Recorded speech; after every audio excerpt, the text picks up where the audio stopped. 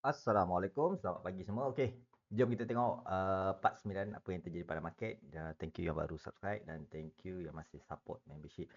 Okey, first kali kita tengok apa yang terjadi semalam market dia buat reversal dan ni adalah retest untuk break ataupun retest entry lah. So kita kena jaga-jaga untuk hari ni dan kita buka saja di M30 market pagi tadi dia mengatakan masih sideways dan kita target dia break tapi dia tak break lah.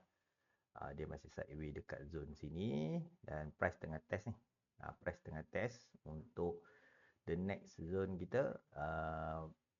Kita nak tengok price berjaya tak pergi dekat area 4449 ni sebelum buat kejatuhan lah. Kita target sini akan ada satu momentum yang agak kuat lah. Maksudnya bila price cucuk kat sini kita nak tengok apa reaction price kat sini. Kalau dia nak pergi dia akan pergi ke atas ni lah kita next target kita. Tapi dia boleh buat kejatuhan yang agak kuat sebab berjaga-jaga bila market naik buat continuation dia ada satu movement kadang-kadang re-entry ataupun retestment. Okay.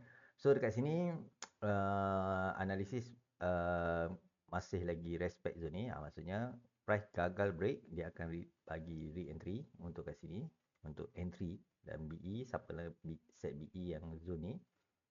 So dekat sini langgar BE dan dia bagi entry dan TP masih lagi price masih respect ni dan saya menyangkakan untuk hari ni ada potensi dia nak test kat sini. Test kat sini market ada probability untuk dia test balik dan dia naik. Oh sorry. Dan mungkin market akan test naik ataupun dia terus naik ya. Dia antara je ni ya. Dia antara movement yang saya target lah untuk hari ni sebelum ada kejatuhan yang agak kuat. Saya target macam ni, dia akan test baru dia buat kejatuhan. So dekat sini kita masih lagi fokus pada buy.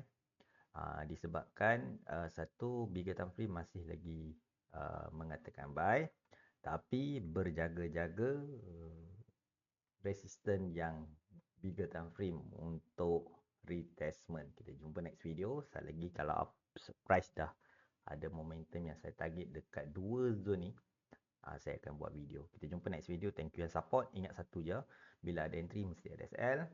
Saya peka sahaja zone-zone yang saya marking ni mobility price boleh respect.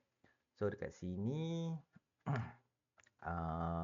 kalau hampa tengok sekarang ni dia dah ada satu momentum yang dia dah break. So tunggu saja dia pullback sikit untuk mencari buy dulu. Untuk sell saya nak tunggu dekat area 49 ni. Saya nak tengok price action dekat 4449 ni. Saya target 49 untuk mencari sell uh, retestment. So saya target kat sini lah sebab saya target ada satu movement yang agak kuat untuk kejatuhan kalau price gagal break kat sini.